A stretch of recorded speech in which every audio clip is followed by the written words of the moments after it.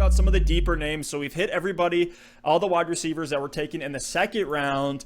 But now let's look a little bit beyond that. So let's each go through. Alex, I'll have you start. Give us a wide receiver taken in the third round or later that you really like, whether as a sneaky dynasty option that you can grab late, maybe a really, really late redraft flyer. Any names that should just kind of be on our radar here?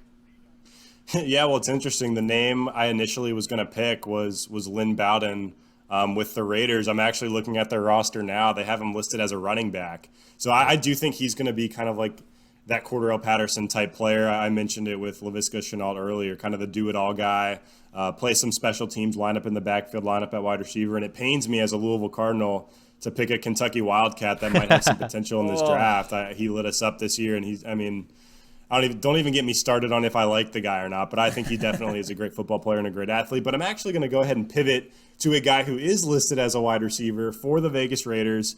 It's Bryan Edwards. They picked this guy back-to-back with Lynn Bowden in round 3 out of South Carolina. And, it really goes back to the upside here and looking at this Vegas Raiders offense. There are a lot of mouths to feed, but there's nothing really set in stone. I mean, Waller is going to be the guy at tight end. Renfro is going to be the slot guy. But you look at the outside, they drafted Henry Ruggs in the first round. But it goes back to Mike's point from earlier with Denver. Like, they draft Jerry Jeudy in the first round and they draft KJ Hamler in the second round. You never really know how guys are going to translate to the NFL, who is going to stick, who's going to pick things up, and who's going to move fast and who's not. So when I think about this Raiders team, there's actually a lot of skepticism from a lot of people about Henry Ruggs. He's a one-trick pony. He's like Tyreek Hill light, but he's not going to quite get there from a route running perspective, from a complete wide receiver perspective. So when I think about Henry Ruggs, if he ends up being a bust, Bryan Edwards could see snaps this season. I'm not super sold on Tyrell Williams as a player either. So, Bryan Edwards could slide in. I mean, the camp concerns are definitely real, especially with a third-round guy, but he could definitely show out in camp, show out in the preseason, earn snaps throughout the season, and carve out a nice little role in this offense. It's an offense that's desperate for wide receivers. It's desperate for playmakers. And I think this Vegas Raiders offense is going to be fun this year. They're playing over in the Death Star. I saw a couple things on Twitter that said the Raiders' new stadium looks like a giant Roomba. So go ahead and check that one out. Get a good side-by-side. Maybe we'll throw that up later this week on the Twitter page. But, yeah, I think Bryan Edwards has some potential. Don't have a lot. I didn't watch him a lot in college, so I'm not even going to try to speak to his tape. But just looking at opportunity, I think Bryan Edwards could be a solid flyer in Vegas.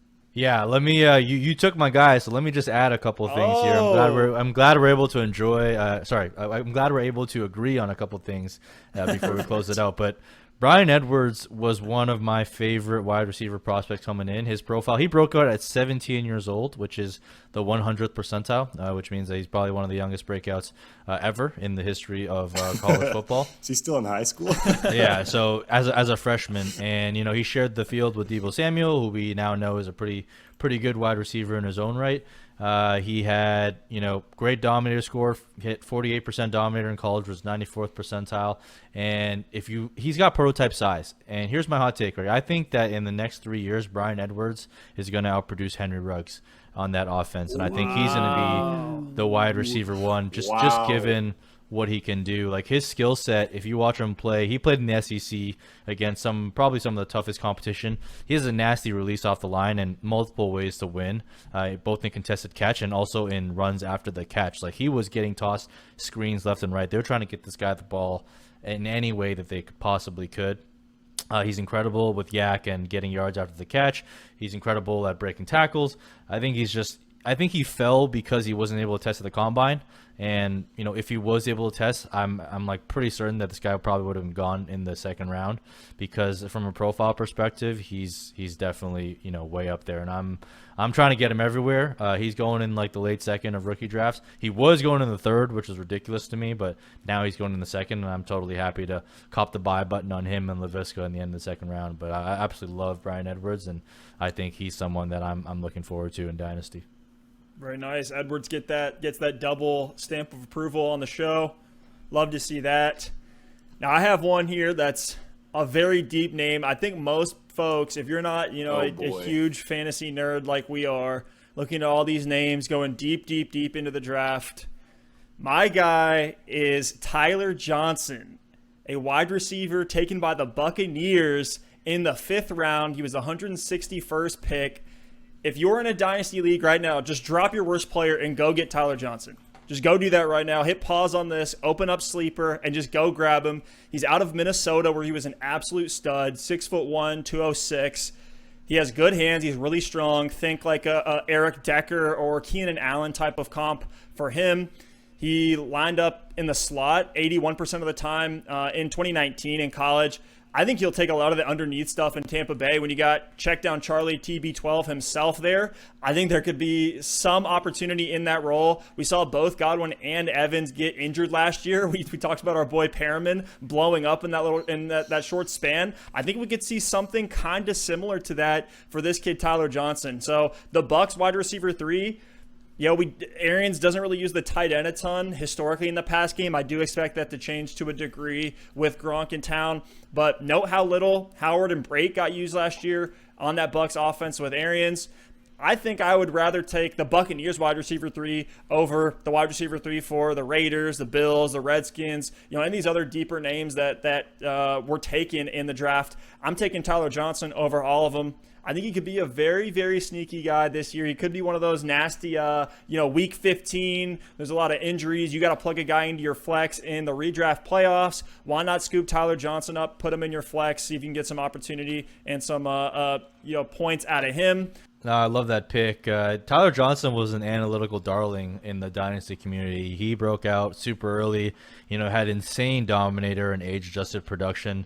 And what happened was he basically got outshined by someone who's coming out in 2021, one of his teammates. His name's Rashad Bateman. If you guys haven't heard of the name, make sure you remember it because he's going to be a stud.